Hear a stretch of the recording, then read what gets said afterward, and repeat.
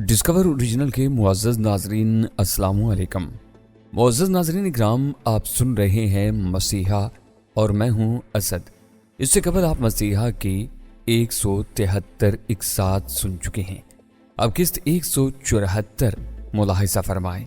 इसके साथ ही आपसे इल्तमास है कि हमारे चैनल को सब्सक्राइब कर लें, बेल आइकन को क्लिक कर लें और वीडियो को लाइक करें, शेयर करें और कमेंट्स बॉक्स में अपनी आरा से हमें मुतल्ला करें। आइए दास्तां का आगाज करते हैं। मैंने जिस खिड़की की जानिब रुख किया वो कॉटेज की अकबी सिम्मत में खुलती थी।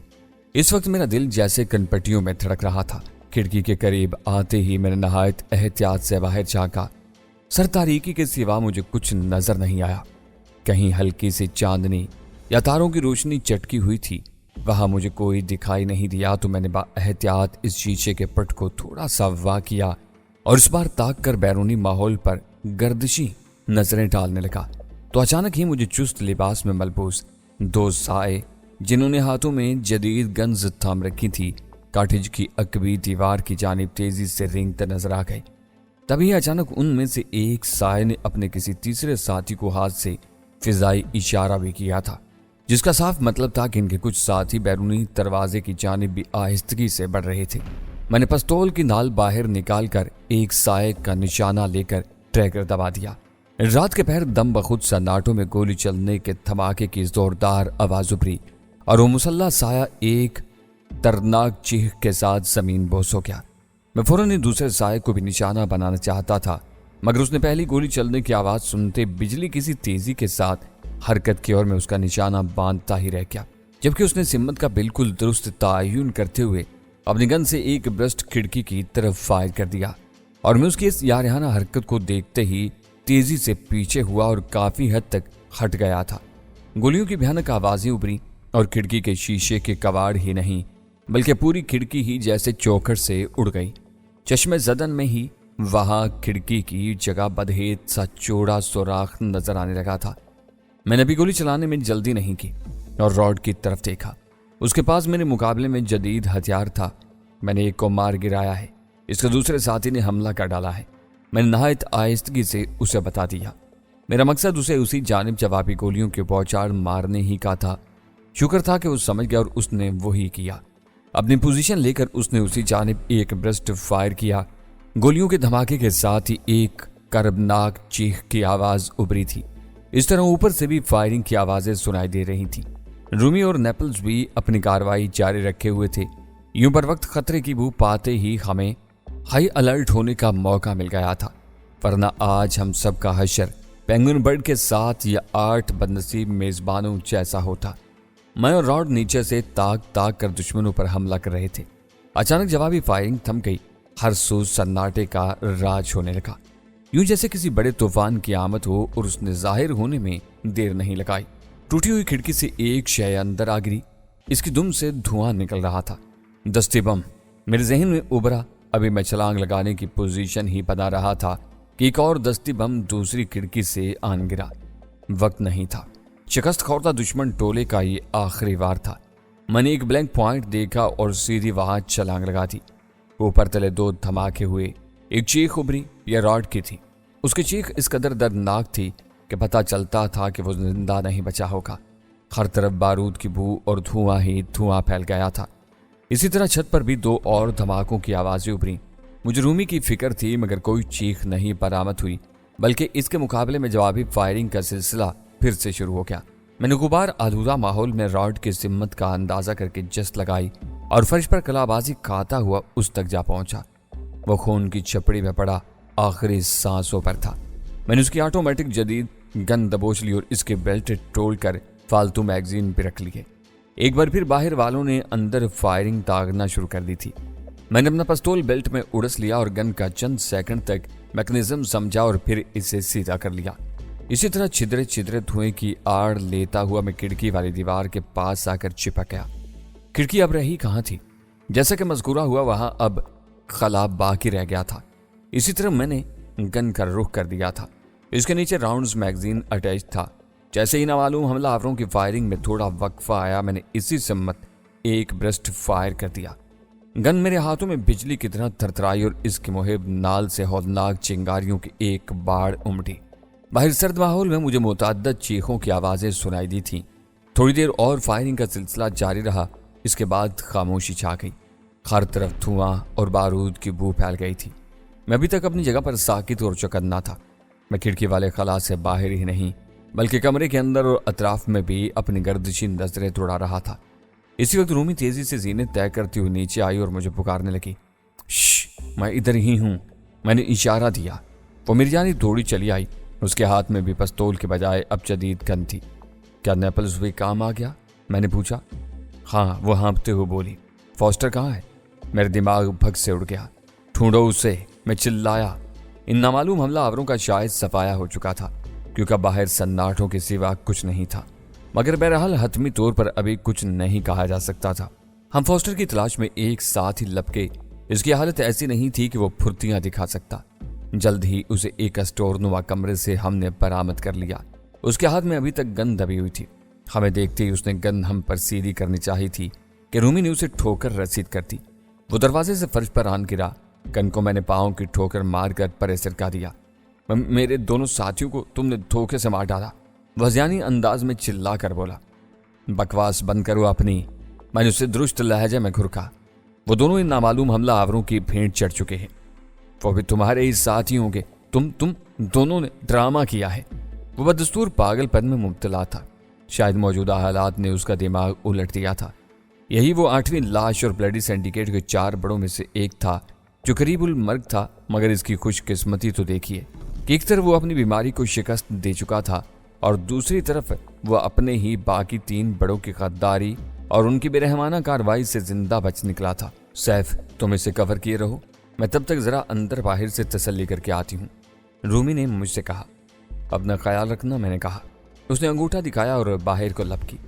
मैं फॉस्टर को गन की नाल ठोंकता हुआ दूसरे कमरे में ले आया और उसे शराफत से एक पलंग पर नीम तराज हो जाने का कहा। उसकी हालत पहले ही नगुफ्ता बाह हो रही थी। उसके जख्मों पर भी मुझे पट्टी की हुई ठीक तरह नजर नहीं आ रही थी। साफ नजर आता था कि उसे हॉस्पिटलाइज होने की जरूरत थी।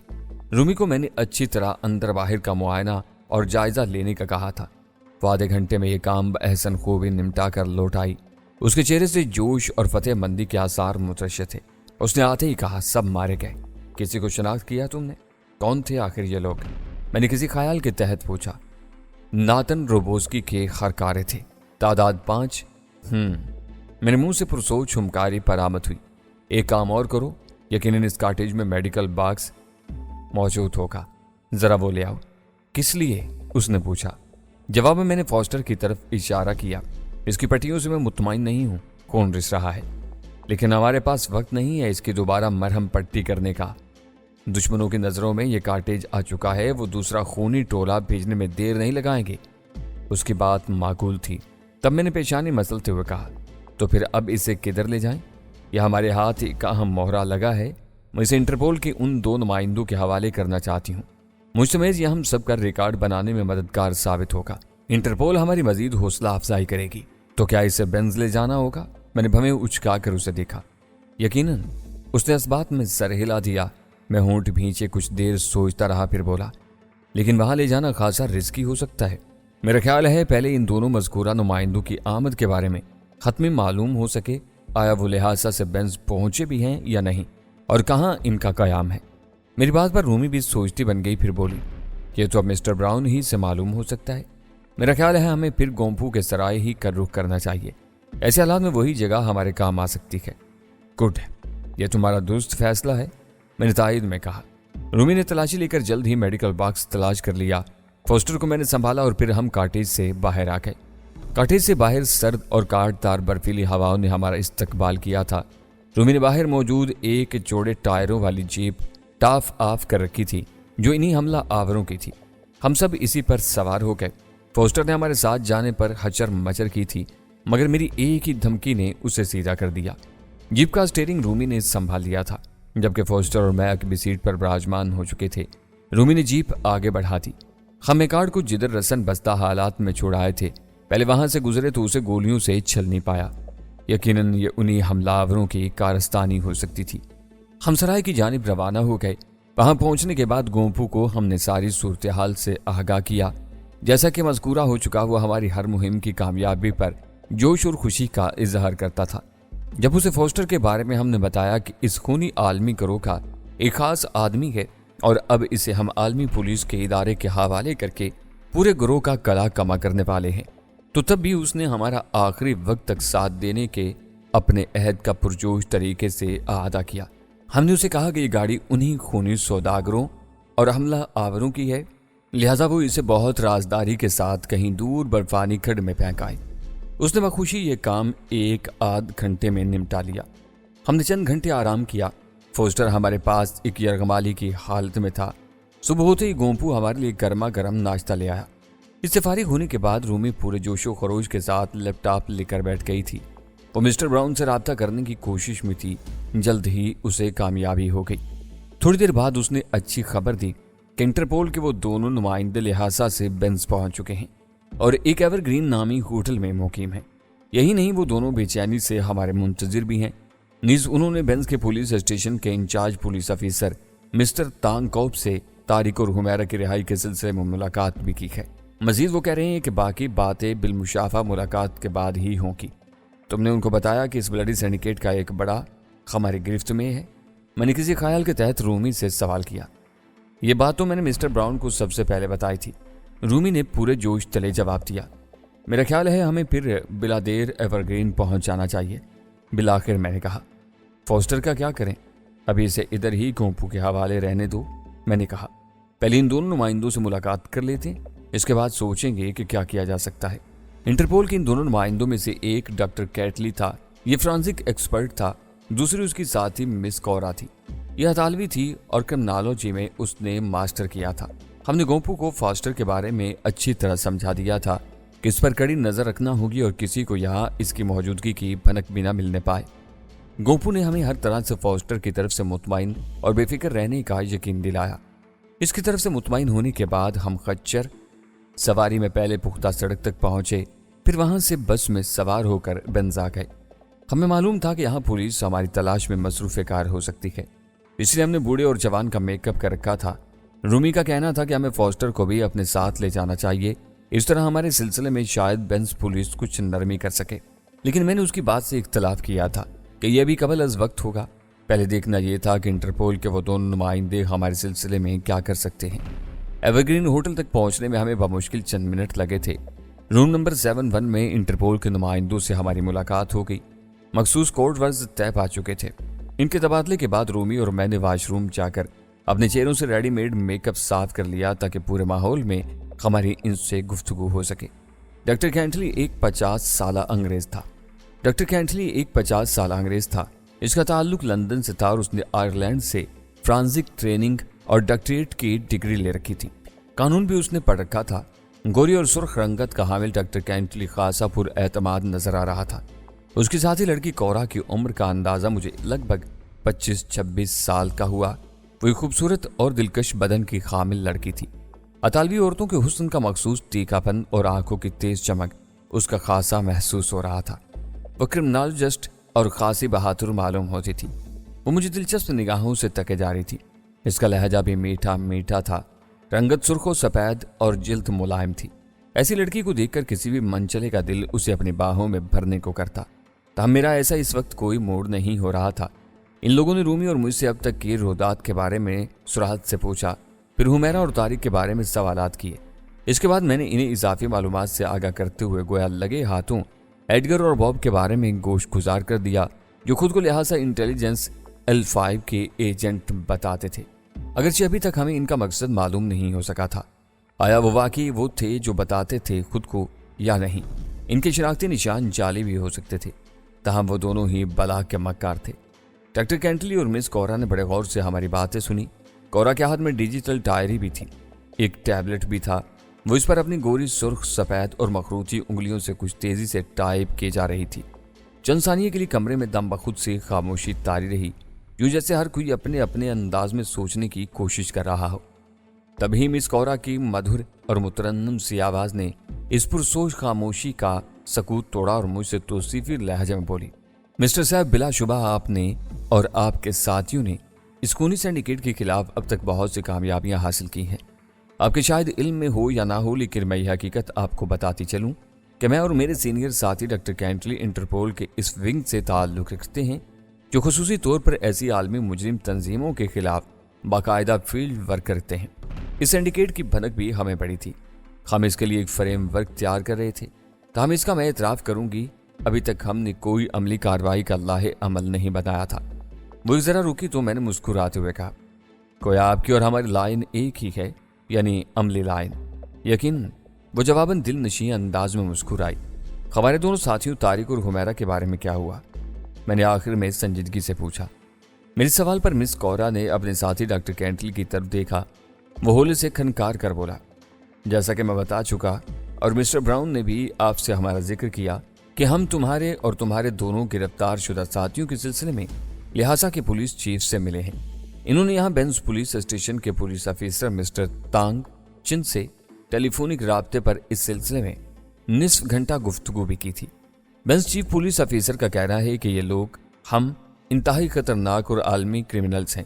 सबूत के तौर पर इनके हमारे 2 गिरफ्तार शुदा साथियों के पास से कुछ ऐसे ठोस सबूत उनके हाथ लगे हैं जिनकी वजह से वो इनके हुमैरा और तारिक के मुतालिक ये बात पूरे यकीन से कह रहा है कि वो आलमी क्रिमिनल्स हैं, बल्कि इन पर गैर मुल्की जासूस एजेंटों का भी शुबा किया गया है। बकवास कर रहा है ये पुलिस ऑफिसर। मैं एकदम डॉक्टर कैंटली की बात काट कर गुस्से से बोला, तारिक करामी रिपोर्टर है और एक मोतबर बैनुल-अक़वामी खबरसा एजेंसी के लिए काम करता है। इस ब्लडी सिंडिकेट की सरकोबी के लिए इसकी खिदमात और कुर्बानियां ढकी छुपी नहीं है।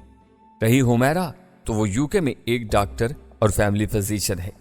रिलैक्स, डॉक्टर कैंटली ने हाथ उठाकर संजीदगी से कहा, हम आप लोगों का मुकदमा ही लड़ने के लिए यहाँ आए हैं। वो क्या कहते हैं इन्हें छोड़ो, जो सच है वो सामने आ जाएगा। वो इतना कहकर रुका तो रूमी ने भी मुझे खामोशी का इशारा दिया। बहरहाल डॉक्टर कैंटली का यह कहना था कि बेंस के इस पुलिस ऑफिसर ने तारिक और हुमैरा को गिरफ्तार कर रखा है। वो कहता है कि जब तक हम तुम दोनों को भी इनके सामने पेश नहीं करेंगे बात आगे नहीं बढ़ सकती। तो आप दोनों की क्या राय है?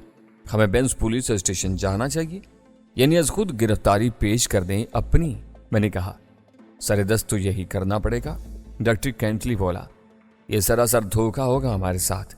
वो हमें भी गिरफ्तार कर लेंगे और फिर बहुत सा वक्त इस मुकदमे बाजी में ज़ाया होता रहेगा। हम अपने असल मिशन से दूर हो जाएंगे जो कि पहले ही इनकी और लिहाजा के इन दोनों मज़कूरा एजेंटों बॉब और एडगर की वजह से मिशन को नुकसान हुआ है। मैंने तलखी से कहा। मेरी बात सुनकर डॉक्टर कैंटली ने एक गहरी सांस ली और अपने साथी की तरफ देखा। वो मुझसे बोली, मिस्टर साहब, कुछ कानूनी तकाजे हमने भी फॉलो करने होते हैं। मेरा ख्याल है आप इनकी बात मान लें, बेंस पुलिस के सामने पेश हो जाएं। हम आप ही का तो मुकदमा लड़ने आए हैं। हरगिज़ नहीं, मैंने नफी में अपना सर हिलाते हुए जवाब दिया। तांगचिन झूठ बोल रहा है। वो बदनीयत आदमी मालूम होता है, तब तो ये मसला हल नहीं हो सकता। डॉक्टर कैंटली ने मायूसाना अंदाज में अपना सर हिलाते हुए कहा। इससे पहले कि मैं कुछ कहता रूमी ने मुदाखलत की। मेरा ख्याल है मुझे और मेरे साथी को कुछ सोचने का मौका दिया जाए। हमारे पास ज़्यादा वक्त नहीं है, हम सारे मामलात तय कर आए हैं। डॉक्टर कैंटली ने खुश्क लहजे में कहा, हम तो यही समझे थे कि तुम दोनों अक्लमंदी का मुजाहरा करते हुए हमारे साथ बेंस की पुलिस स्टेशन चलोगे और फिर वहाँ के मामलात आसान करने में हमें भी मदद मिलेगी। आप लोग क्यों ये बात भूल रहे हो कि हमारी सरपरस्ती में एक बैनुल-अक़वामी कानूनी इदारा अपना रोल अदा कर रहा है?